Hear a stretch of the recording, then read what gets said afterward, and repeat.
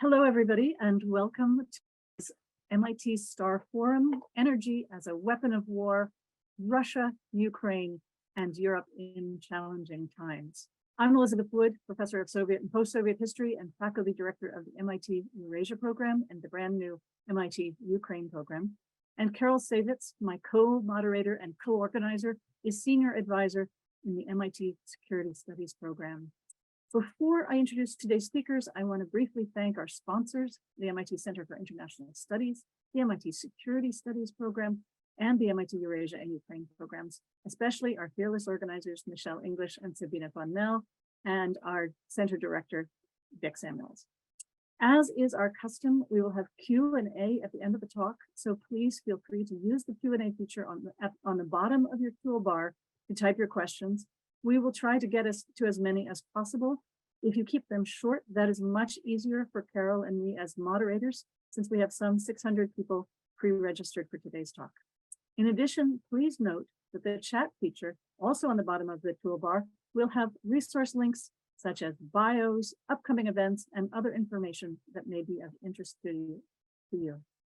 This topic, energy as a weapon of war, is obviously of critical importance today.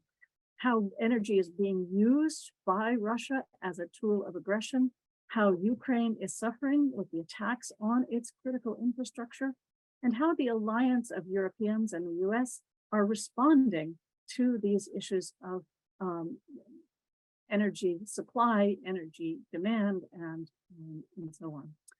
So our speakers today are Margarita Balmaceda and Constanze Stelzenmüller.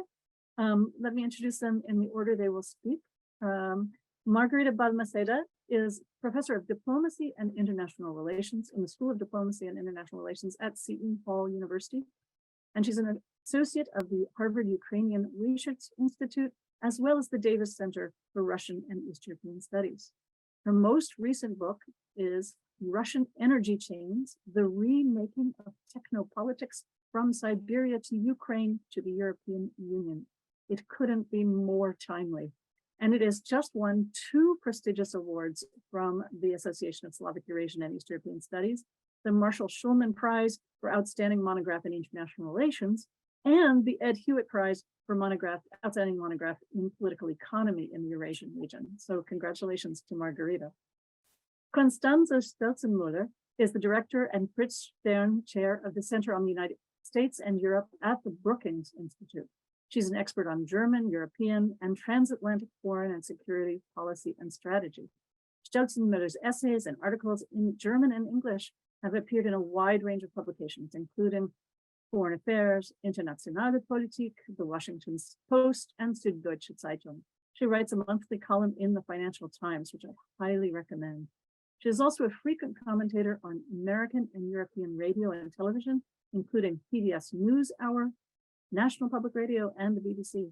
Most recently, she's written about the Russian attacks on critical infrastructure in Ukraine, on choices about neutrality for European nations, on European cohesion in the face of Russia's ongoing aggression in Ukraine. So it's my great pleasure to welcome our speakers. Margarita will speak first, and then Constanze, and then we will begin the time of Q&A with Carol and me moderating those questions. Thank you to our speakers and to all who have come. Thank you so much for the invitation to be in this important forum.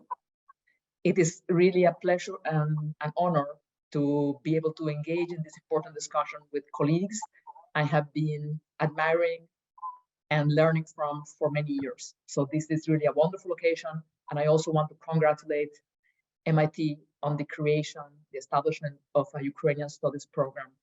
This is very much needed, especially at a place like MIT. So congratulations, hats off. So I would like to start this discussion by simply raising 3 points and bringing to your attention 3 issues which perhaps, or 3 ways of looking at issues which perhaps have remained a little bit outside of the radar. And I would like to start by saying that when I'm asked to comment on energy being used as a weapon of war, the first thing that I need to say is that certainly Russia has been using energy as a weapon of war, as a weapon of this war, before February 2022.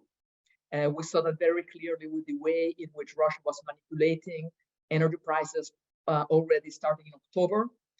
Gas price October of 2021, trying to get Nord Stream 2 to be certified for use, and we know what happened with that.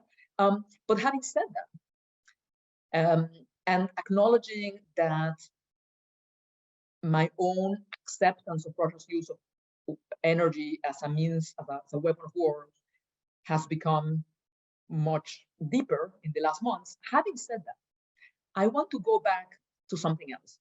I want to go back to what I consider is really essential for us understanding this energy power, and that is understanding that it is not simply an issue of threat. It is not only an issue of Russia using energy against a state. It is not only an issue of an external power. In some other of my work, I have, for example, paid a lot of attention to the domestic governance side of energy. I wrote a book on energy corruption in Ukraine in the 2000s, for example. And in my latest book, Russian Energy Chains, I try to understand this relationship between Ukraine, Russia, the European Union, through the lens of, on the one hand, the different materialities of different energy goods, natural gas, oil, coal, but also through the framework of understanding this relationship as one having to do with threat, yes, but also with the opportunities or even temptation of participation in those Russian energy chains. And even when you may, when I have discussed this mainly in terms of Ukraine in the past, we need to understand, for example, the European Union states' participation in Russia's energy chains, Germany's participation in Russian energy chains, also from the perspective of this threat and temptation. And if we look, for example, at the way key European Union players, including German players, managed to somehow reconcile the reality of Russia's aggression started in 2014 with the temptation of continued access to Russian natural gas and oil at relatively low prices, we can see that that side, that temptation side, was extremely strong. If we look at the case of Germany, a country that I know a little bit about because I have been doing research here for many years and I have a study group in Germany, you can see that the temptation of this reliance, in particular on Russian natural gas, was not simply something that you could ascribe to one or two corrupt politicians. Many people talk about Gerhard Schroeder and his joining the board of several Russian energy companies right after leaving power. No, it's something that went through all levels of economic life, from the interests of large natural gas users, including in the industrial sector, to the interests of large companies that distributed this natural gas, to the interests of regional governments, such as in Mecklenburg-Vorpommern, which had an economic interest in supporting Nord Stream 2, to even some or many Greens, which saw natural gas as the perfect bridge fuel in the transition from a coal-based and oil-based past to a renewables future. So it's really important to keep this in mind, because what this meant is that no wonder the European Union's dependency on Russian energy actually increased from 2014, when Russia had invaded Ukraine already, to 2022. And in the case of Germany, even much more. That's my first point. My second point has to do with the fact that we pay a lot of attention to the electricity and the heating side of energy and what lack of access to Russian natural gas could mean in these two areas. This is very important. This is what the headlines are paying attention to. But in my view, the real story, and the story that we need to pay much more attention to, has to do with industrial users, in particular industrial users of natural gas. And I do not mean industrial users which are using natural gas to generate electricity to then get their machinery to work. No, I'm talking about industries which are using Russian natural gas for a couple of other things, such as feedstock for the petrochemical and chemical industry, such as reaction and high temperature process driver in steel making, or such as playing a very important role in glass manufacture or even paper manufacturing.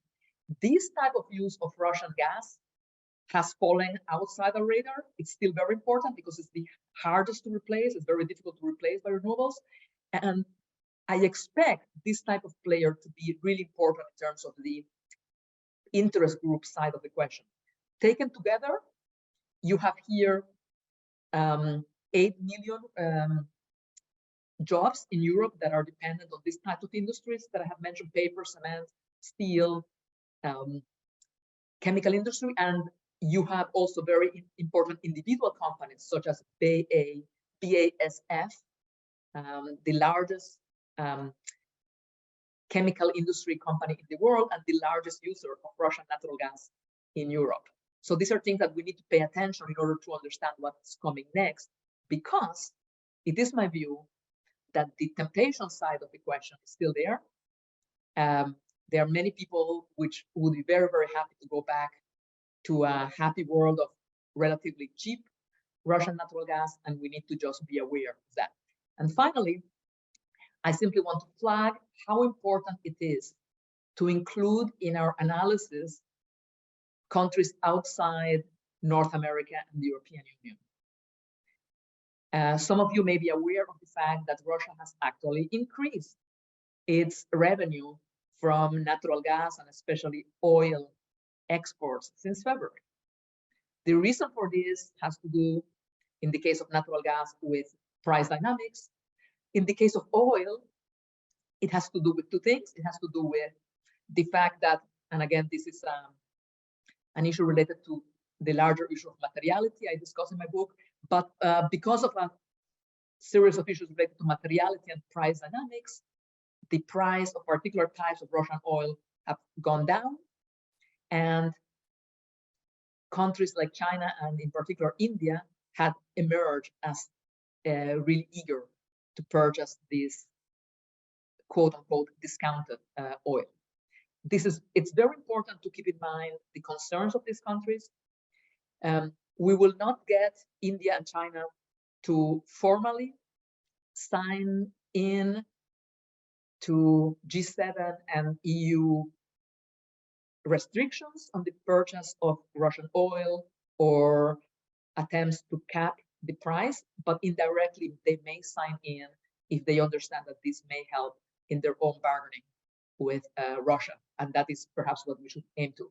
But more generally, I think it's very important to understand that this story does not end in the European Union or in North America, and if we do not deal with the real energy concerns of Global South countries, we will not get very far in trying to reduce Russia's energy power looking forward. So thank you very much, and looking forward to a good discussion.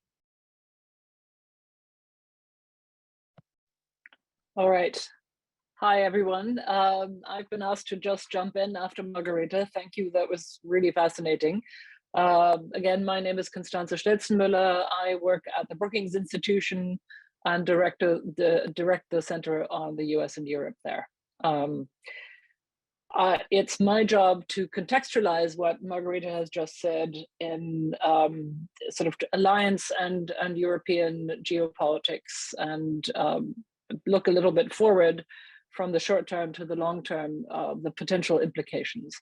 As my name suggests, I'm a German national. I've spent a lot of time traveling in Europe, talking to other European countries, though So I think I can give you with a little bit of confidence a sense of what the overall European mood is here.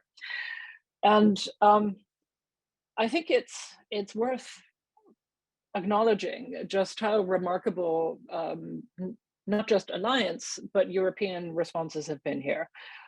I think if you go to European capitals, you will hear people saying, policymakers as well as in the public, that we would not have been able to offer as steadfast and as united a response to Russia's aggression without the leadership of the Biden administration. And while that's very true, it's also remarkable how steadfast and united the European response has been. And I think people like me have been pleasantly surprised by that. It was something that I was very worried about before February 24th.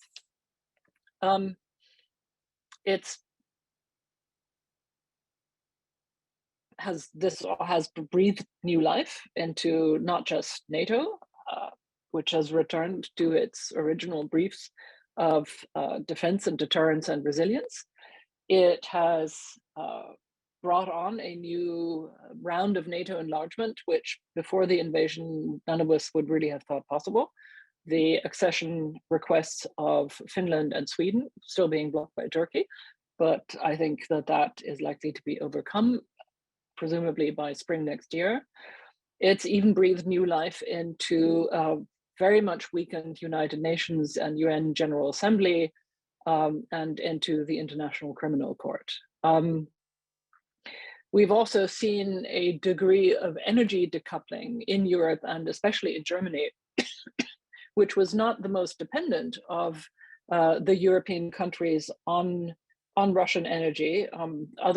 Particularly some of the Eastern European countries were 100% on Russian energy imports, but of course Germany, because of its location, its economic power, its weight in Europe and in the alliance, is of course a key player here, and one that where Russian purchase on German decision making was obviously going to be more important than in some other places. And the German Economic Ministry has been decoupling German dependence from Russian gas and oil imports in ways that I honestly would not have thought possible, with a speed and determination that I think lacks a parallel in recent decades and German transformations. And the other thing that has been remarkably surprising is that industry has been able to substitute for Russian gas without reducing its output, as a recent study by the Economic Analysis Institute, IFO in Munich, has shown. In some ways, Putin did us a favor by starting this conflict in February, because it gave us all summer to to fill up storage by buying up LNG all across the world. And the other thing that's truly notable is that we have seen a steadfast popular support in polling with 2/3, 3/4 majorities throughout the past months, and continuing now, for resisting Russian aggression by Europe, by NATO, even if that costs the consumer in terms of energy prices and inflation. That's, I think, a testament to the fact that Europeans understand that this is, or are not just appalled by the depredations Russia is currently visiting on Ukraine, the war crimes it is committing, but that this also has an impact not just on European and alliance security in the long term, but on global stability and the future of the rules-based international order. The other thing that's been remarkable to see in the long term is a much weaker Russian military and much weaker military culture than we had been led to expect by analysis of Russia's military modernization in the past decade. And we have seen, despite the declaration of limitless support to Russia that China signed with Russia during the Beijing Olympics on February 4th, we've seen in China that while it has been supporting Russian disinformation and Russian messaging, it has actually been holding back on key counts, not least on military support. So for the moment, I think the situation, the geopolitical situation that Europe and the alliance find themselves in has turned out to be much more positive than the gloomier analysis would have suggested. The problem, of course, is the long term. And in the long term, there are truly significant concerns. And let me begin again with Ukraine.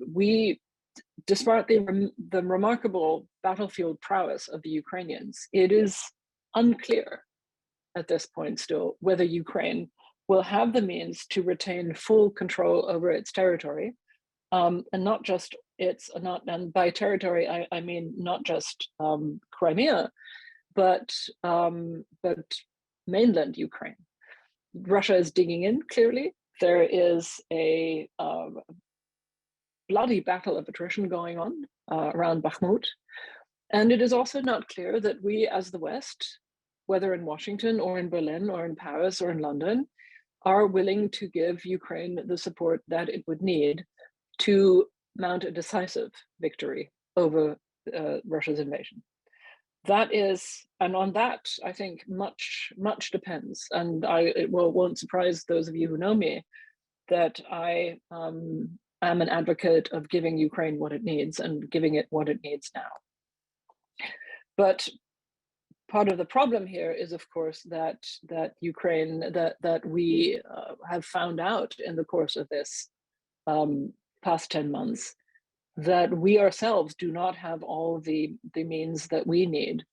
Even if we wanted to give Ukraine all that we needed, we don't have those heavy weapons, we don't have the air defenses, and we don't have the ammunition that we would need to give to Ukraine, or that Ukraine would need, and that would enable us to defend ourselves at the same time.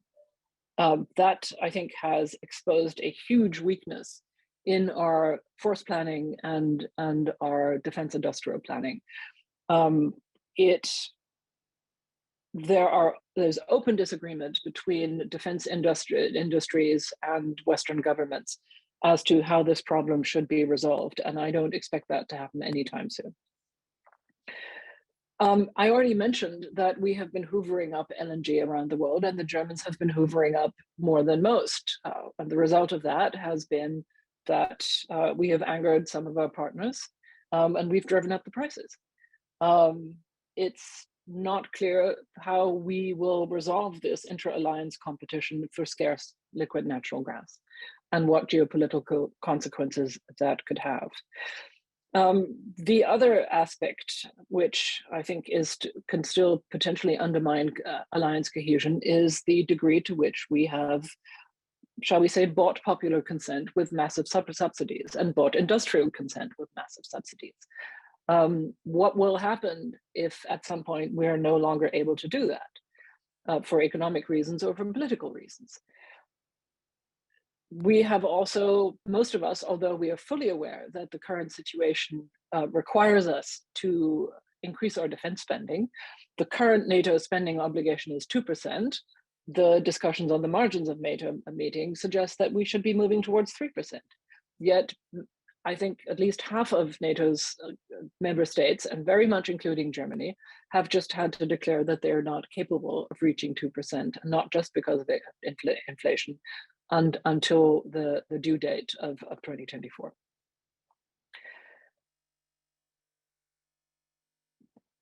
Finally, we're seeing an economic competition within the alliance around climate subsidies. The Biden administration's Inflation Reduction Act, which is really a huge climate legislation package, was on one level an immense success for climate advocates in the United States and globally. It is the first time that a United States government has legislated such a massive package of climate mitigation activities.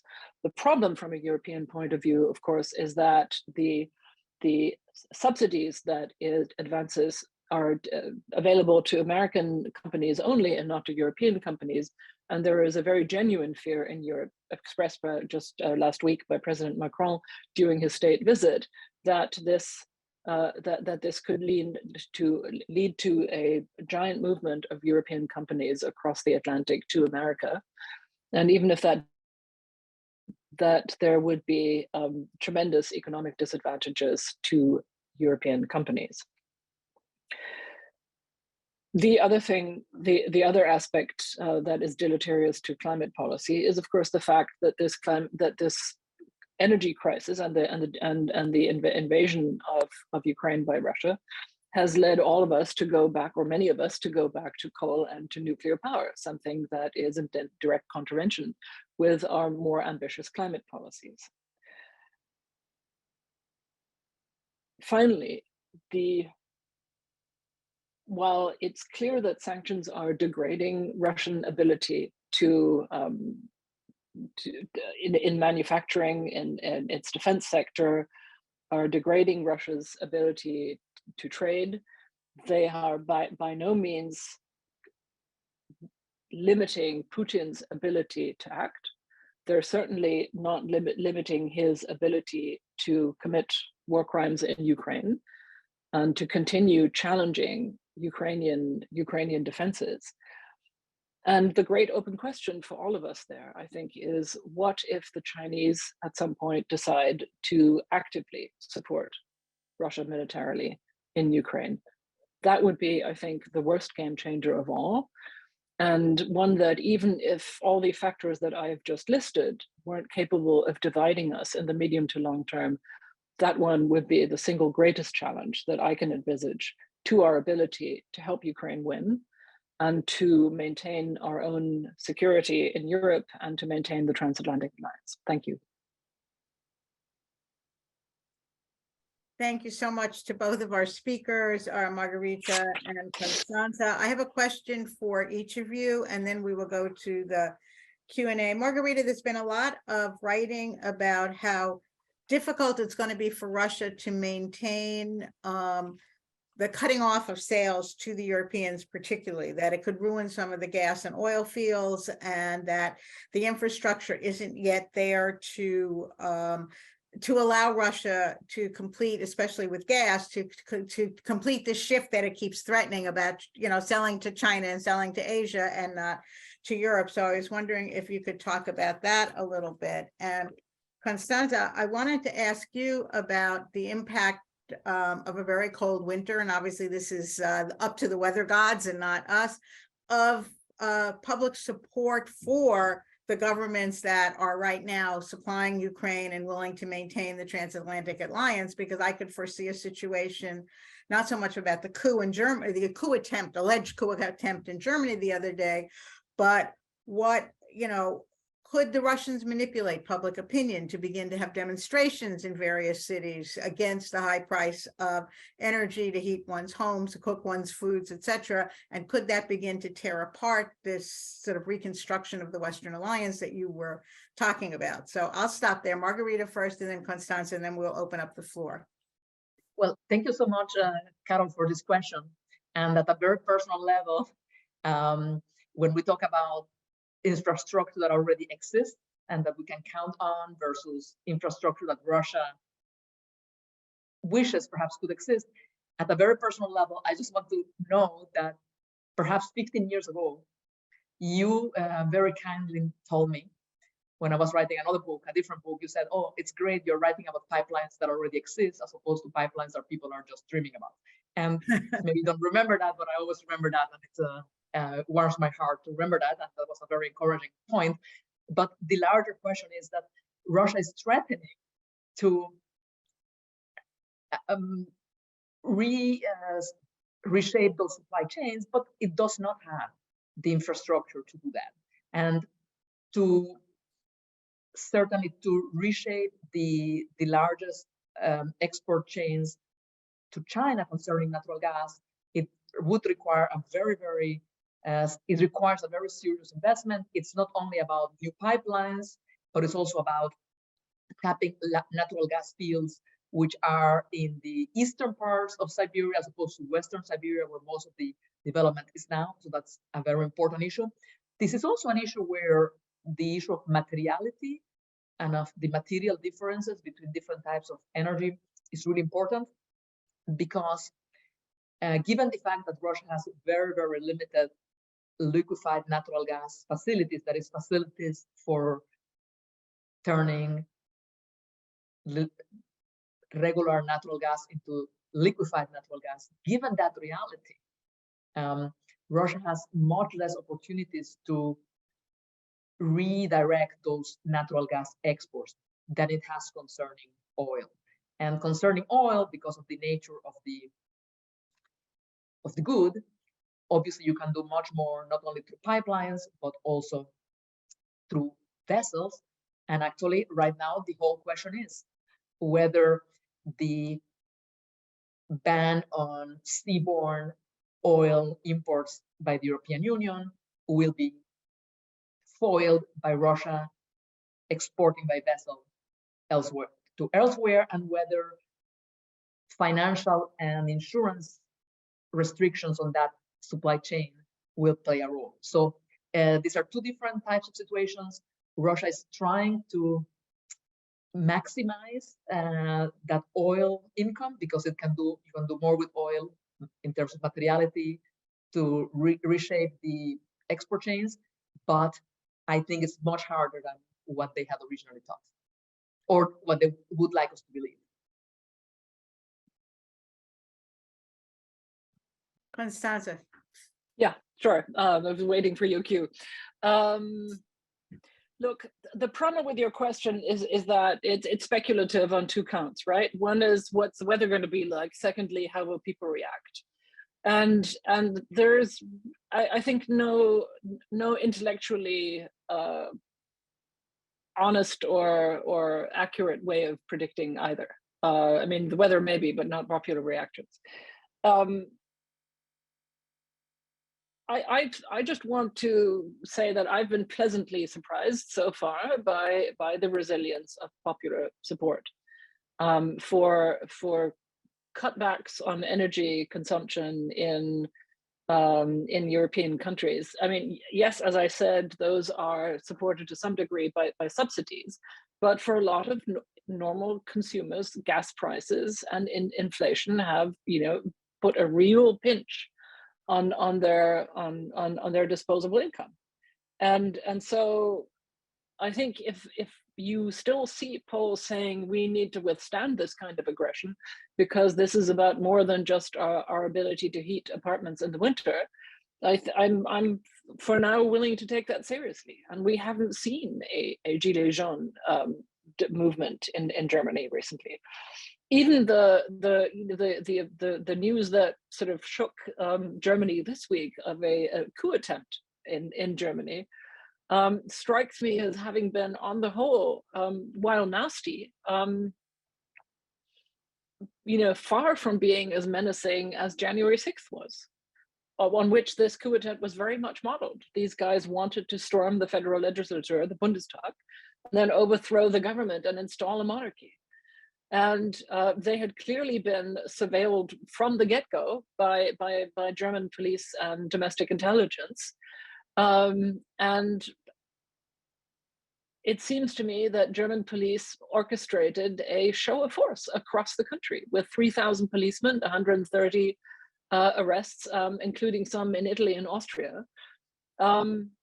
And certainly the figureheads that these people were using, an obscure minor prince and a retired member of the Bundestag who was also a judge from the AfD, were in no way plausible as new national leaders. The thing that I am concerned about, and that I don't want to minimize at all, is the fact, but that's something that we already knew beforehand, that the hard right in Germany has been trying to tunnel into the security services, into the armed forces, the police, and into domestic intelligence. But we knew that, and the government had been cracking down on this. And it's not the kind of thing that you can eradicate in one go. So I think, encourage people, who've been wondering about the stability of governance in Germany. to see this as a very determined show by the German by the German authorities, just that they're not willing to stand for any of this. So on the whole, I'm not that worried about this winter. I am worried and concerned about our long-term ability as Western governments in America and in Europe to withstand an immediate future of continuous and determined and what's the word, multiple level probing of our vulnerabilities, of deliberate disruptions, and our ability to both muster the defenses and the resilience against that is necessary, and to transform the way we defend ourselves in a way that is enough to meet those challenges. There, I think I see a massive challenge both to our capabilities, our resources, and our public cohesion. Fantastic, you guys. So I want to take a question for Margarita. You've talked about the threats of the use of energy, and also the opportunities, the ways in which countries have benefited. And I know in earlier work you talked about Ukraine and Belarus. And the pipelines and the ways in which those pipelines created an incentive for those countries to keep supplying them even once the war started. I remember you saying this to me at one point. So I think it would be interesting for our audience, and I would love to hear talk more about does Ukraine have any resilience to deal with these massive attacks on the infrastructure? What's going to happen? How is it going to play out? Do you think the International Atomic Energy Agency will be able to do anything to shore up the energy coming out of Zaporizhia? And we've also had an audience question asking about the effects of this all on Russian industry and consumers. Are they being affected by any of this? I haven't heard that they are, but that doesn't, you would know better than I. I guess the core question is whether how Ukraine is going to cope this winter. Are there any secret ways that they can survive that you can comment on? Thank you for these two very important questions. Unfortunately, I do not think Ukraine has access to any secret weapons or any secret types of energy to survive this winter.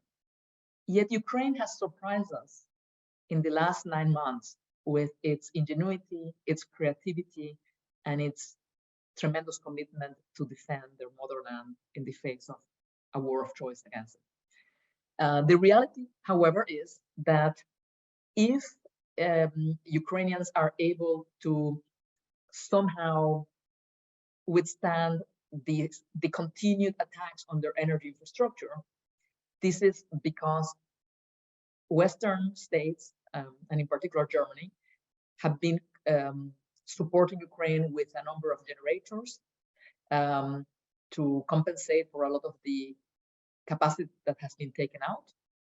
Within the government of Ukraine itself, there has been a plan to create 2,000 warming centers where people can warm up, charge their phones and so on. But the reality is that this is a massive escalation of the war by attacking basic civilian infrastructure that is needed for simple survival. And no, Ukraine does not have silver bullet here. I would also like to note that, perhaps surprisingly, the only pipeline through which Russian natural gas is still flowing to Europe is the pipeline through Ukraine. So this also tells us about the seriousness of those chains. It tells us also about a somewhat contradictory situation faced by Ukraine.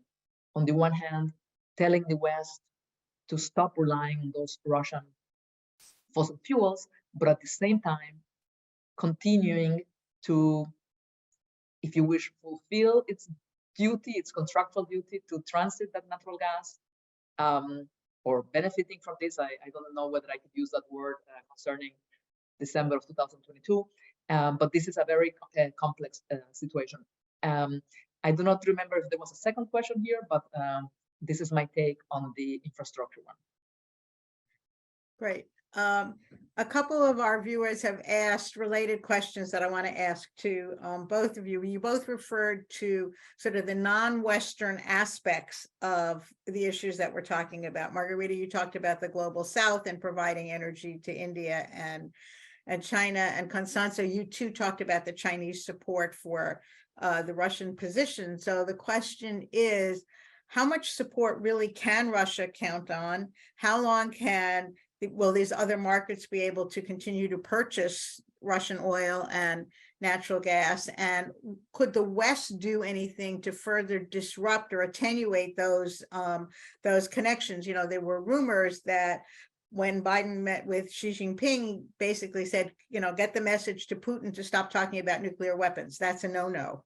You know, and to try to attenuate somehow that relationship between the two. So that's sort of a group of questions together, but I'd love each of you to answer. Why don't we start with Constanze this time? On the issue of nuclear weapons use, you remember that Olaf Scholz went to China on November 4th, against a background of a great deal of criticism, because it was the first visit by a Western leader after the really quite dramatic scenes at the 20th Party Congress of the Chinese Communist Party, where Xi Jinping had made it visibly clear, if any such clarity was needed, just how hardline and authoritarian a leader he intended to be in this next round of his tenure. And it was also criticized that Scholz went on his own rather than taking President Macron of France or Ursula von der Leyen, the president of the European Commission, with him. And that he took as much industry, as many industry leaders as he did, including the CEOs of companies like BASF, who have been very determined and very, very vocal pro-China lobbyists in Germany and in Europe. That said, Scholz said a lot more critical things in public of China than I would have expected, which was a relief. And the most significant success that he extracted out of Xi was that Xi said in public that the Chinese disapproved of escalation in the Ukrainian conflict, disapproved of threats with nuclear weapons by the Russians, and even more if the Russians were to use them. Obviously, the burden of proof that anything comes of that is still to be, still to be fulfilled, and it is on us whether we believe in that or not.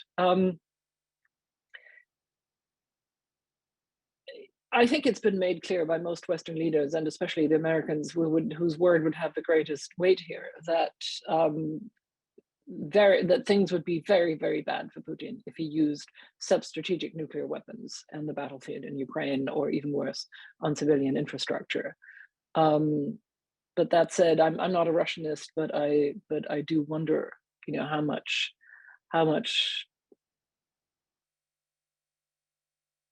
Putin is willing to listen to any of this. We will see. I hope we won't, frankly. The question of Chinese support, which was asked in the chat, I think is frankly, it was speculative on my side.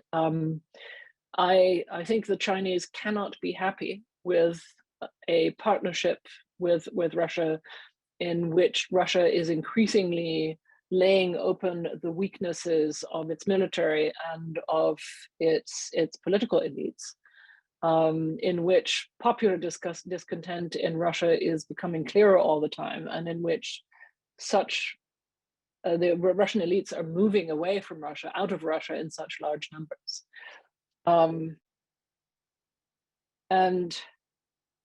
But on the other hand, I think it would be foolish of Western policymakers to therefore assume that China does not have an interest in Russia maintaining momentum, or even ultimately winning this war against Ukraine and basically obliterating Ukraine as a viable sovereign state. I think that we need to continue all efforts that we can make to make it clear through the Chinese that would not be in their interests. And the so-called swing states or hedging states in the world have a great deal to do with that. Carol, you were asking about that. The Germans in particular have embarked on a sustained campaign of talking to the major non-Western swing states like India and others, and wooing them with trade agreements, with economic support on terms that are less coercive than the Chinese Belt and Road Initiative. I think the jury's still out on how successful that's going to be. It certainly gives these swing states a degree of power and ability to set rules in an increasingly chaotic international order that they have not had in a very long time. And frankly, one can't help but sympathize with their willingness to exploit that power. I think we're in for a very, very bumpy ride for the next few years. To this really excellent answer concerning China by Constance, I would simply like to add that in the same way that China cannot be happy about being enmeshed in an escalating Russian military engagement, Russia cannot be happy about the idea of becoming more and more economic dependent on China. And that is exactly what is happening. And I think if you look at history, if you look at the very complex history of Russian-Chinese relations through centuries, if you look at the whole set of issues concerning the population in Siberia, what this means in terms of dynamics on the border, I think that is a call for caution. So I think that we also need to keep this in mind. I would briefly like to go back to the second question that had been raised by Elizabeth concerning whether there were any effects on the Russian energy sector itself. And yes, they are. And I would just like to flag two things. The first thing is that even if Russian income from the export of fossil fuels has not really gone down because of a variety of holes in the sanctions, Russia has been very, very much affected by another aspect of the sanctions, which is the ban on certain types of exports to Russia. Russia's ability to continue to produce natural gas and oil, especially in more difficult fields, legacy fields which are harder to scrape for whatever is left, in Arctic fields, Russia's ability to do that depends enormously on Western technology. And the ability to buy that technology is gone. And Russia's imports of those goods have basically gone down to zero. So that is a very important element. The second element I want to flag here is that, as you probably know, as you all know, Russia's war against Ukraine also has an ethnic element concerning Russia itself. Vladimir Putin's desire not to bring this war to the life of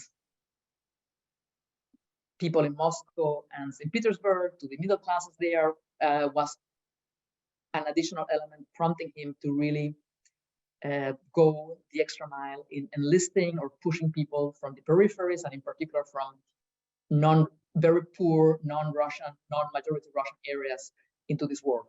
Buryatia, Tuva, Ingushetia, and so on. And it's really important to keep this in mind for two reasons. First, when we're talking about the possible destruction of demand for some Russian fossil fuels, some of that, of those losses are going to be in terms of lost workplaces, lost jobs, and quite a few of these traditional natural gas and especially oil producing areas are majority non-Russian ethnic areas. Not only the legacy areas in the North Caucasus, including Chechnya, but especially areas such as Tatarstan and Bashkortostan. And as the pie continues to get smaller in Russia, the dynamics around the way income from oil and oil exports work involving those areas are going to become tighter. One of the topics I discussed in Russian energy chains, for example, has to do about the way different grades of oil were manipulated or not, brands of oil, so that Bashkortostan and Tatarstan could still get a good share. It's a complicated issue, but you can read about in the book. And the ability to do that as a way to appease politicians and common people in those republics is not going to be there. This within the background of new information we have about the Russian budget facing real challenges, up to 20% decline, and knowing that some of the republics or areas most affected are some of the areas that are sending lots of people per capita to this war, including Ingushetia and other areas in the North Caucasus. So yes, there is a domestic Russian component as well, and a very, very interesting one. Super, thank you for getting back to that question. We also have a question that actually I was just going to ask about Europe and Ukraine, but I think it's true for Russia as well. I'm interested in the recognition that this is a carbon war, a climate war, and the explicit use of energy efficiency, energy conservation as a weapon against the Russian energy tactics. Could you address this? And I think the other issue that goes with this, I just want to add to the questioners, is also to what extent this diversification can happen in Ukraine itself. At once, you know, if their very old, very Soviet energy stations are being destroyed massively, is it possible that with European and American help, the Ukrainians could rebuild in a less fossil fuel dependent way? And Constanze, what are we seeing in Europe? To what extent are Europeans? I know there's a lot of talk about getting less fossil fuel dependency, and you raised the very important issue of coal and nuclear. So thank you for that. What about other forms of energy, and how is that all being addressed? So perhaps Constanze first, and then Margarita. What are the climate effects, and what are the I'd also be curious if either of you know anything about the climate effects of all the armaments. I think that's going to be really interesting, but that might not be. Okay. Well, I mean, I have to say here that I'm just not a climate policy or energy policy expert. My field is geopolitics and geostrategy, but it's I mean, I see two ways that this can go in Europe. One is, you know, we get mired because of the war into our dependency on fossil fuels and just miss our climate goals, which are very ambitious. The German government wants to be on an 80% I'm sorry, how do one say this in English? The German government has decided that by 2030, it wants 80% of its energy consumption to come from renewables. There you go. And by 2045 to be at net zero for carbon emissions. I think we have to assume that this war is not going to be over anytime soon. And my footnote to that would be that by our prudence, to put it carefully, with regards to supporting Ukraine and our fear of escalation, we are contributing to that drawn out conflict, which I'm not sure is an outcome that is really in our interest. I think that we risk falling further and further behind in our climate goals, and with the attendant risk of further alienation of the younger parts of the voting population that we're already seeing express itself in extremist climate protests. I think that is a pacing challenge, as the strategists say. but one where I think Western governments ought to consider far more seriously whether it is really in the best interests for climate policy and energy policy outcomes to string out this military conflict in the way that we're doing right now.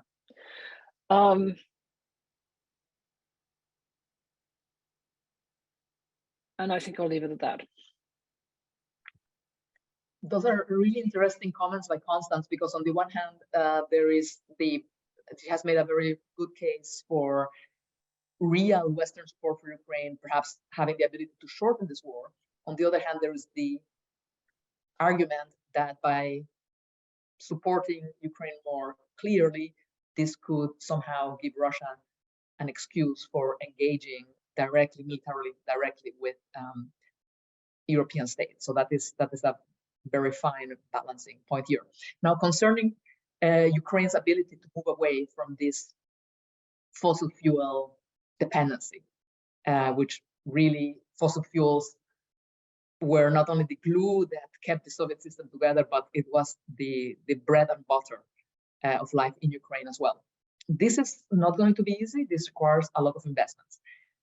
Let me remind all of you, and this seems to be something from the far past. Let me remind all of you that in July of last year, as a kind of consolation prize for the US agreeing to say yes, to give the okay to the building up of Nord Stream 2, because yes, the US gave that okay in July of last year. As a consolation prize for that, the US and Germany agreed on a green plan for Ukraine, in which each of these two states pledged about $175 million for a total of about $350 million for helping Ukraine move to a more renewable and resilient energy system. Well, at that time, when that was discussed, many people said, this is great, but with $350 million, you cannot do very much.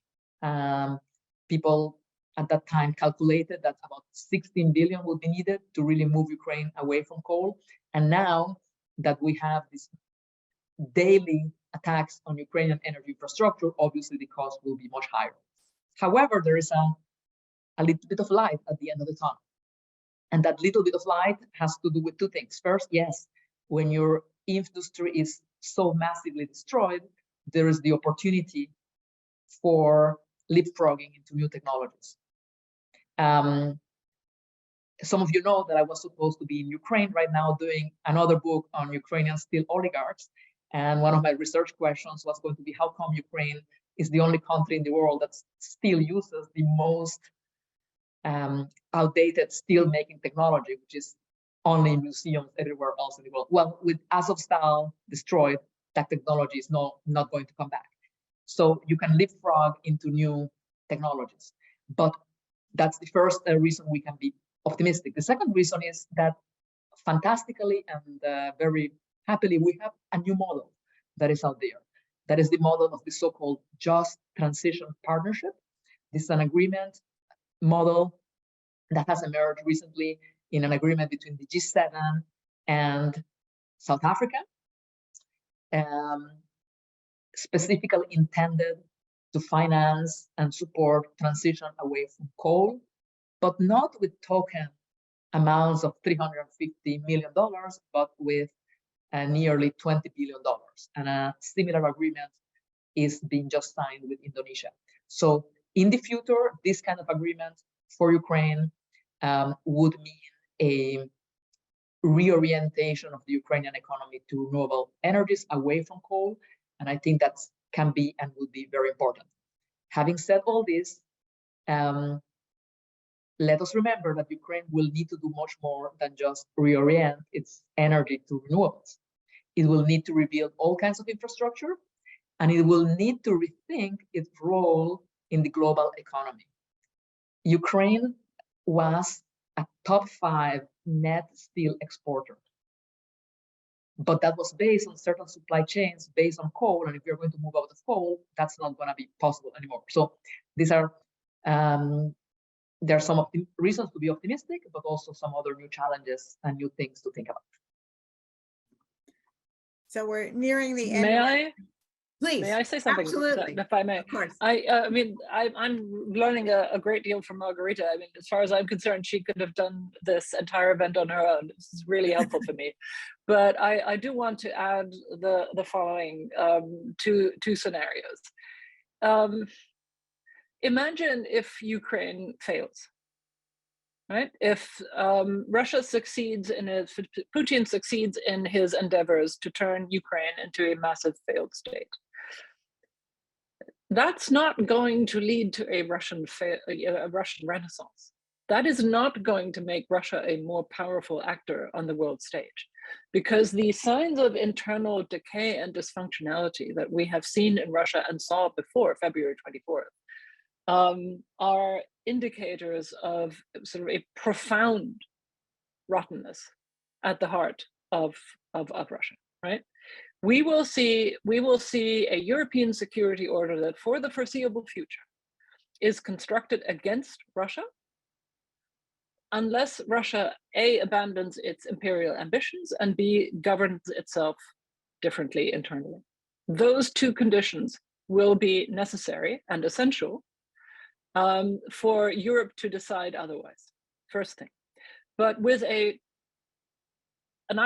it seems to me that we would be looking at a slowly failing and fragmenting Russian state on our doorsteps, together with a Ukrainian failed state. That is not just in Europe's interest, but I would argue it's also not in America's interest, because the impact on Europe's security would be absolutely massive. Whereas this crisis, if it is one of the things that this crisis has shown, that European economic and political resources, power resources, the single market and its regulatory power have been essential to a defense effort against Russia that has been waged with sanctions and other economic means such as export controls. That's the negative scenario, and it is bad for all of us. The positive scenario, pending changes in Russia, of a Ukraine that recovers full territorial sovereignty and that is enabled to reconstruct itself with the help of the massive resources that it has, steel, neon, grain, and then could become as Margarita was saying, a state that innovates, that leapfrogs, that moves away from its old climate damaging technologies, and that becomes a very well defended, very modern, transforming democracy on Europe's eastern border. That would be a huge gain to European security, also to European prosperity. The expectation would be, and is from what I can see in Berlin and other European capitals, that Europeans would invest massively in Ukraine's reconstruction. That would be a game changer for European security. And finally, it would also, if all that became possible, and it seems to me that the Ukrainians have proven to us what they are capable of, how determined, innovative, pragmatic, and yes, European they are, that would prove to Russians that it is possible to be a Slavic Orthodox culture and to become a democracy, a functioning democracy and a prosperous country along Western models. And I think we all have an interest in enabling Ukraine to do that. Thank you. That was quite an answer. Thank you.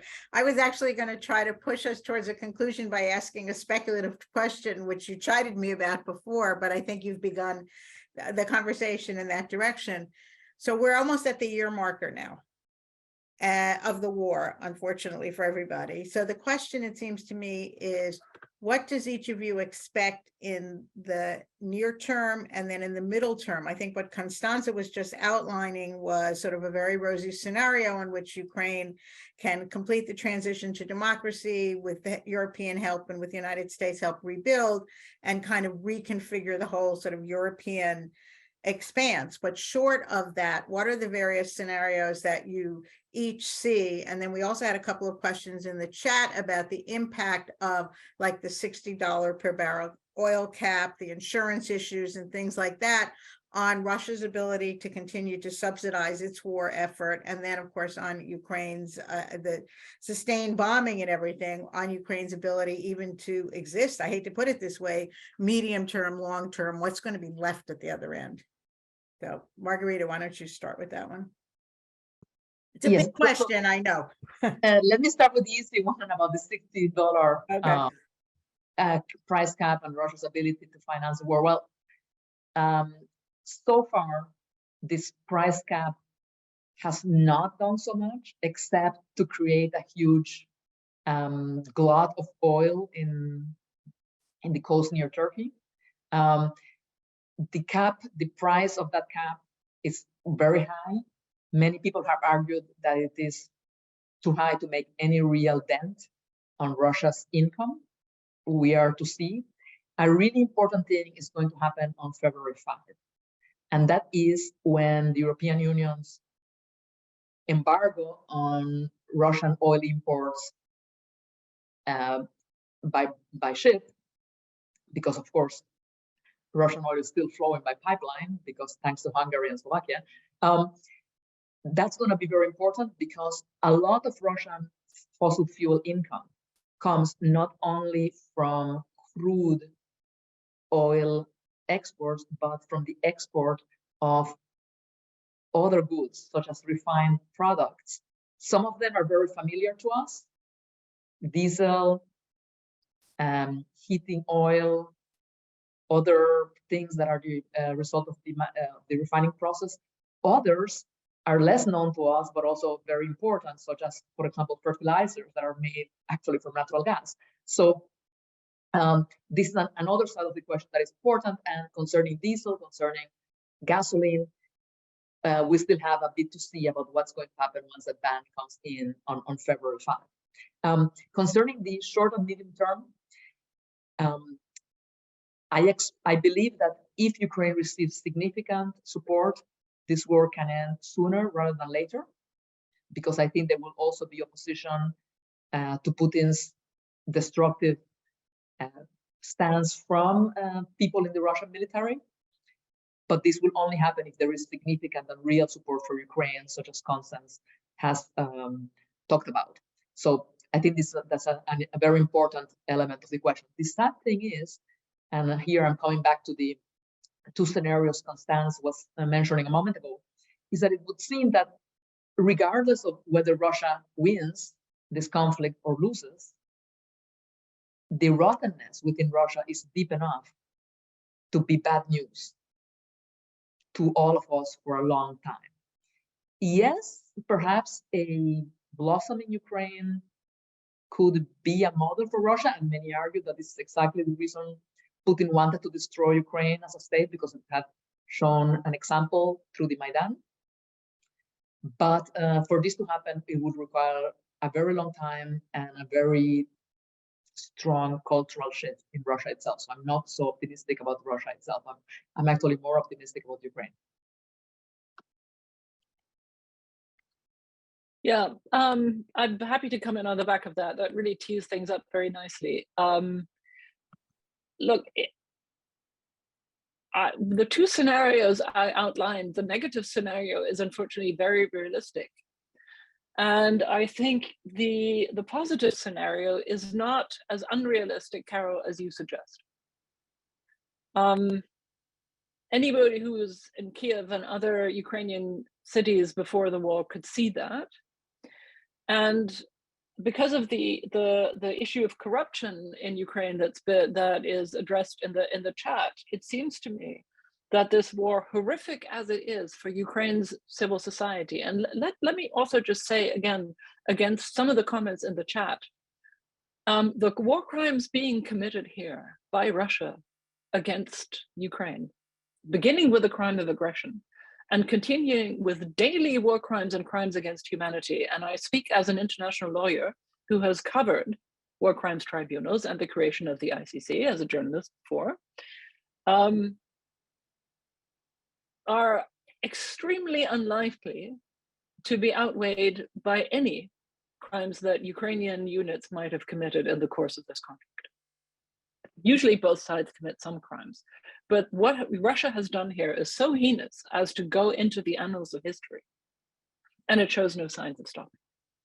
That is also something that currently precludes any kind of negotiations, right? There is no basis for negotiations with a leader and a country that is committing daily war crimes on this basis. I think we have to be very clear on that. And I know that Western governments are. There is no room for this right now unless Russia stops and recognizes these crimes and is made to pay for them. And unless leading figures actually are punished in one way or another. But I think Ukrainians have showed us of what they're capable of, and I think we should help them do that. So I think we should, frankly, have the courage of our own convictions. I think we should be a lot less worried about escalation because, to be honest, we already have a war with a global impact. And instead, we should show that we are willing and able to defend not just a country that has been, attacked by a great power, but also willing to defend ourselves. Because imagine if we didn't do that, we would have set, for all the world to see, a precedent of giving in to blackmail, including nuclear blackmail, and allowing this to happen without us being willing to see the defense of Ukraine through to the end. I'm sorry. I just, I think that any other choice but supporting Ukraine to the end for us would be in fact catastrophic. Well, I wanted to thank both of you. First of all, this was a fantastic conversation. I think we probably could go for another hour or so with the up and back. Thank you for your insight and for all the information you provided to our audience. I also wanted to announce that we're in the stages of planning our next Focus on Russia Starr Forum for February 27th at 2 p.m., where we're going to focus on sort of the impact on the home front in both countries, in both Russia and Ukraine. And our speakers will be Evgenia Albats and Olga Shuch. I can't pronounce her last name. Anyhow, so we're hoping to change the focus a little bit. And once we have all the details nailed down, we will do that. So again, let me thank our speakers and let me thank CIS, particularly Michelle and Sabine, for helping us run this forum. And I wish you all a happy holiday season. Well, thank you for including me. I thought this was really terrific, and I learned a great deal from Margarita, especially. Thank you. Well, thank you for joining us, both of you. Thank you for happy holidays. Yeah, and thank you both for such a great dialogue. I think that was really exemplary of the way to do a panel. Right. And thank you to our questioners, to our audience. Absolutely. Yeah, Yeah. pleasure. All right. All right. Happy holidays, everyone. Take care.